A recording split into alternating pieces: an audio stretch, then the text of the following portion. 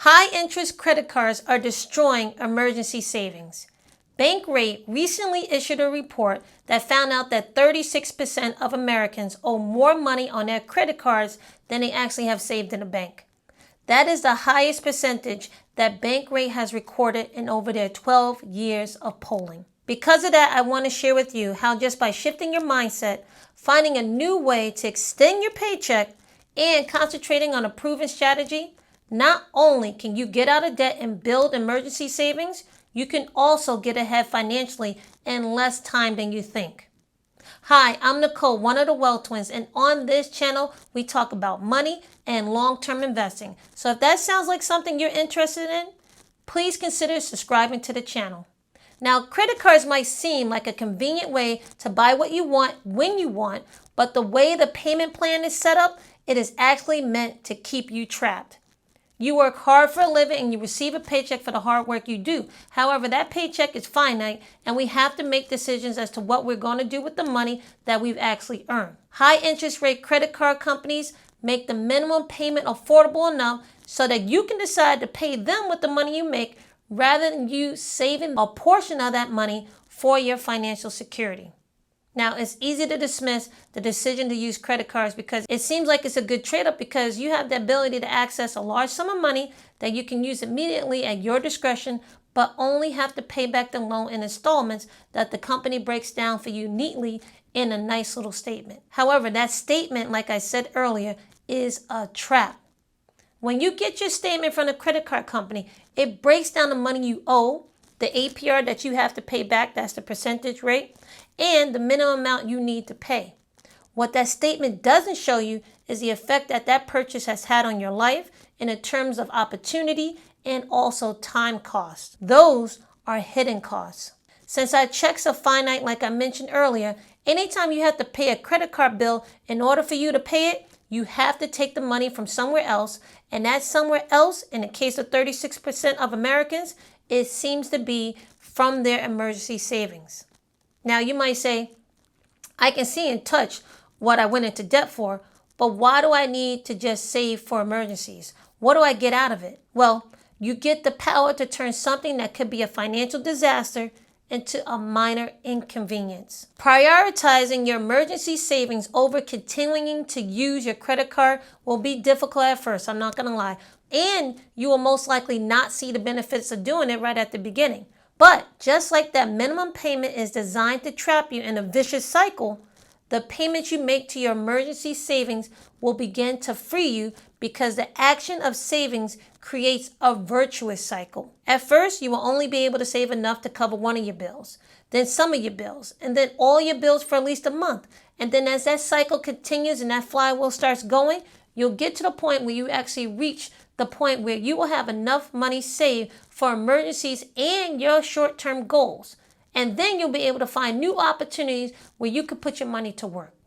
If you can consistently pay your credit card bill, that means that if you didn't have that credit card bill, you will be able to consistently save. Due to inflation and rising prices, credit cards have definitely become a way for us to extend our paychecks and make ends meet without having to take on an extra job or cutting back on expenses. However, there is a better way to solve the problem when your check just can't handle everything, and it's not just a temporary fix. The way to really extend your paycheck is to invest for passive income.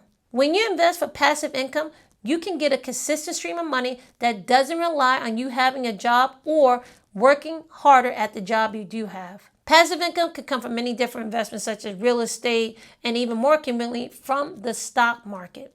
Using passive income as a way to extend your paycheck gives you freedom and it does not put you into debt. Credit cards are the opposite of passive income. The balances you keep on a card forces you to work longer and harder for someone else, and the more debt you get into means the more of the paycheck that you earn actually gets dedicated to paying that bill. As long as you have high interest credit cards, you will have to focus on paying those off first because if you stop, the bill will go into collections, it will affect your credit score, and maybe even lead to wage garnishment.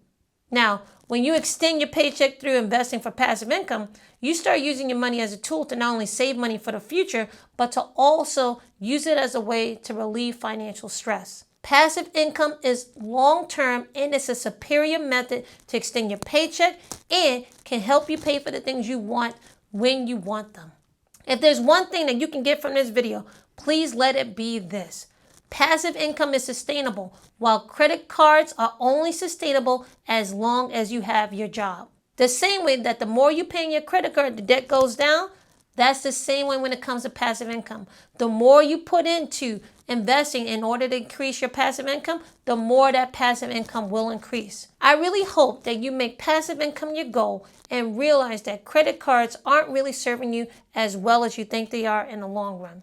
Now, if you're interested in learning more about investing for passive income, you should really think about joining our Wealth Pack community, where my twin sister and I share our insights and the courses that we have teaching you exactly how we do it.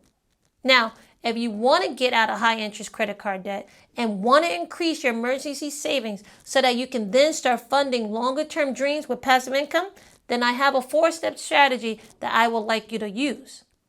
The first thing we need to do is to shift our mindset to understand that every time we have to pay a credit card bill, and the longer we have to do it, we are losing time and we're missing out on savings and investing opportunities.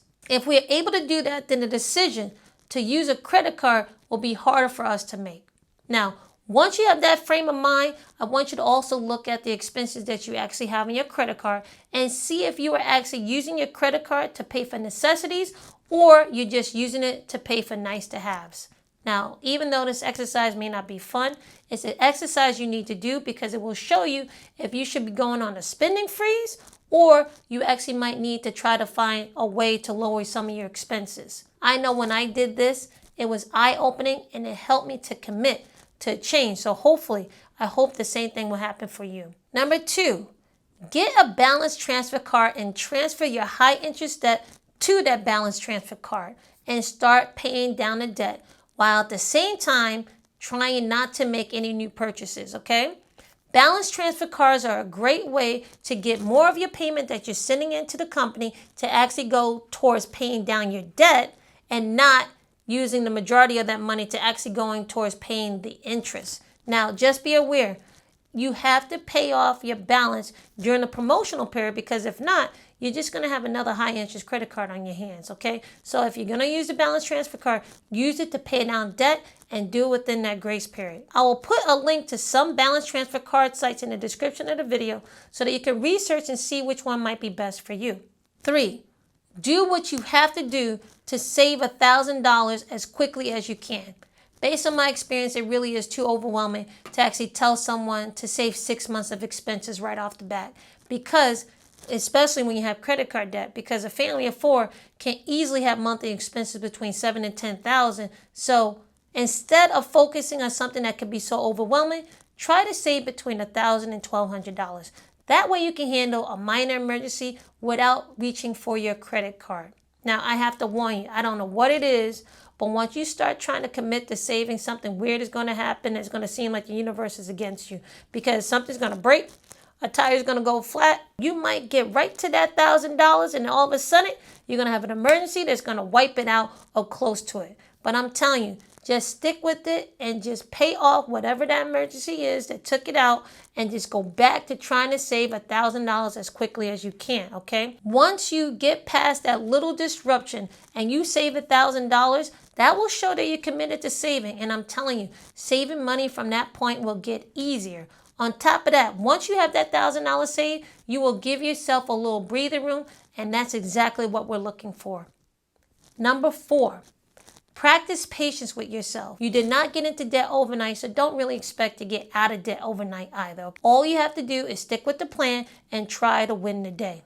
Focus on your actions and not your goals, because if you focus on saving money day after day and week after week, and you focus on paying more on your credit cards, you're going to win the day. The more days you win, you will have no choice but to hit your goals. Small changes are really what make the biggest difference when it comes to hitting your goals. So don't get discouraged and don't focus on the end goal. Focus on your actions. The end goal, in case you don't know by now, is to get you to a place where you have enough of emergency savings covered and that you can move on now to focusing on paying off your debt and investing for passive income at the same time. When you are there, my twin and I can help guide you on how to choose and grow the investments you make so that not only the passive income you make from the investments can extend your paycheck, but also potentially can replace the whole paycheck you're making right now. If that sounds good to you and it sounds like a good plan, I'm going to need you to give this video a thumbs up. High interest rate credit cards can definitely have the power to destroy emergency savings,